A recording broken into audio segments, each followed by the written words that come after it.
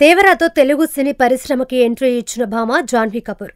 తొలి సినిమాతోనే తల్లి శ్రీదేవికి తగ్గ వారసురాలు అనిపించుకున్న జాన్వీ భారీగా అభిమానులను కూడా సంపాదించుకుందని చెప్పవచ్చు. ప్రస్తుతం రామ్ చరణ్, బుచ్చిబాబు కాంబోలో తెరకెక్కుతున్న మూవీలో చేస్తుండగా కొన్ని రోజుల క్రితమే సదరు మూవీ షూటింగ్ కూడా ప్రారంభమైంది. అసలు విషయానికి వస్తే పుష్ప 2 నార్త్ ఇండియాలోనే అత్యధిక థియేటర్స్లో విడుదలవ్వడం వల్ల ఇంటర్స్టెల్లార్ అనే హాలీవుడ్ మూవీ రిలీజ్ వాయిదా పడింది. నిజానికి ఈ మూవీ కోసం నార్త్ ఇండియాకి చెందిన చాలా మంది ప్రేక్షకులు ఎదురు చూస్తూ ఉన్నారు.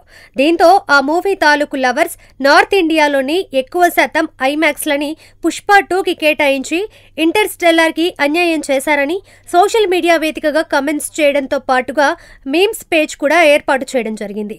ఇక జాన్వీ కపూర్ ఆ కమెంట్స్కి రిప్లై ఇస్తూ పుష్ప 2 కూడా సినిమానే కదా, మరి ఎందుకు మరో సినిమాతో పోలుస్తూ తక్కువ అంచనా వేస్తున్నారు?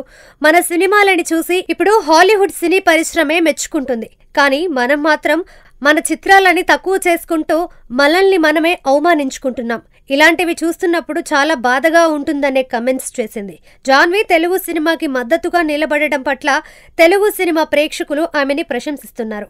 ఇక పుష్ప 2 తొలి రోజు 294 కోట్ల రూపాయలను సాధించింది. ఆ ఫిగర్ ని సాధించిన ఫస్ట్ ఇండియన్ మూవీగా నిలిచింది.